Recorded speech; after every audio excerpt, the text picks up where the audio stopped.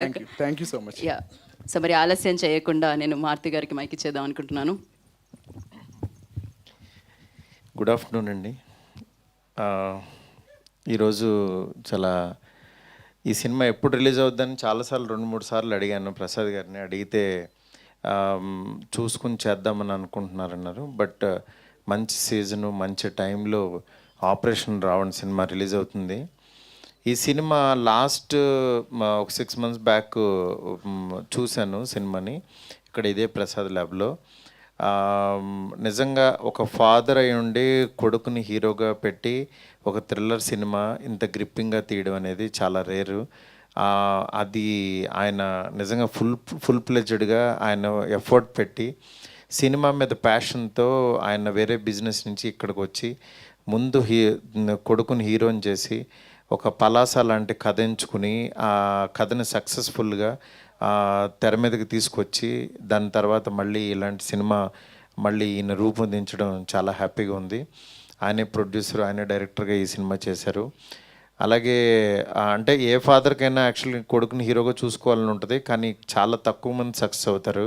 అలా తక్కువ మంది సక్సెస్ అయిన వాళ్ళల్లో రక్షిత్.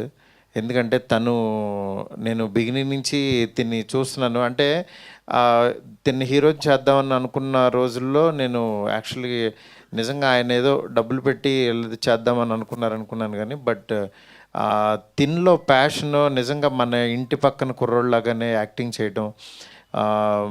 అంటే లండన్ బాబులు అనే సినిమాతో యాక్చువల్గా చాలా సింపుల్గా చేసుకుంటూ వెళ్తూ బట్ తిన్లో క్యారెక్టర్ కనపడుతూ ఉండేది హీరో కంటే. ఆ క్యారెక్టర్ అనేది తర్వాత నిజంగా పలాసాల్లో ఫుల్ ప్లెజ్డ్గా తన యాక్టింగ్ చేయడం మెస్మరైజ్ చేశాడు. దాని తర్వాత నేను రీసెంట్గా శశివదనే సాంగ్ కూడా చూస్తే చాలా బాగా అనిపించింది. డెఫినెట్గా రక్షిత్ నువ్వు ఒక మంచి హీరోతో అందులో డౌటే లేదు. ఎందుకంటే ప్యాషన్తో పాటు ఆడియన్స్కి రీచ్ అవ్వడం అనేది ఒకటి ఉంటుంది. చాలా తక్కువ మంది రీచ్ అవుతారు హీరోల్లో. నువ్వు అలా రీచ్ అయ్యావు పలాసతో. ఈ సినిమాతో నెక్స్ట్ లెవెల్కి వెళ్ళాలని మనస్ఫూర్తి కోరుకుంటున్నాను. అట్లాగే మా ప్రసాద్ గారు ఆయన లోపల ఉన్న ఆలోచనలు అది శత్రువో మిత్రుడో తర్వాత రిలీజ్ తర్వాత తెలుస్తుంది. ఎందుకంటే ఆయన చాలా ప్యాషన్గా రాసుకున్న కథ. అంటే ఒక తెలుగు పద్యం చెప్పాలని తపన పట్టడం, సినిమాలో ఒక మంచి విషయం చెప్పాలని, నెక్స్ట్ ఒక నావెల్ చదివితే ఎంత ఇంట్రెస్టింగ్గా వెళ్తుందో అలా సినిమా తీయాలని, అట్లాగే పబ్లిసిటీ కూడా సినిమాలో ఉన్న క్యారెక్టర్ పాపం అతని ఫేస్ చూపించుకోవడానికి లేకుండా అతనికి ఒక ముసుగేసి కార్నర్లో కూర్చోబెట్టారు. బట్ నిజంగా ఒక ఇంట్రెస్టింగ్ థింగ్. ఎందుకంటే తనకి కూడా అసలు ఎవరైతేనో చూడాలి చేయాలి అని ఒక చిన్న ఇంట్రెస్ట్ క్రియేట్ చేయడం అనేది అంత చిన్న విషయం కాదు. అలాంటి ఇంట్రెస్ట్ని కలగజేస్తూ ఈ ప్రమోషన్ కూడా ముందుకు తీసుకెళ్తున్నారు. రేపు సినిమా రిలీజ్ అవుతుంది. తప్పకుండా ఈ సినిమా చూసి ఈ టీం అందరినీ ఆశీర్దిస్తారని చెప్పి మనస్ఫూర్తి కోరుకుంటున్నాను. అట్లాగే మన తిరువీరు కూడా ఇక్కడికి వచ్చాడు. తను నిజంగా చాలా గొప్ప ఆర్టిస్ట్. తిరువీరు కూడా పలాసాలో అంటే ఎంత న్యాచురల్గా యాక్ట్ చేశాడో తెలుసు. నేను ఇప్పుడే అన్నాను ఒక డిఫరెంట్గా కనిపిస్తావు డార్లింగ్ నువ్వని.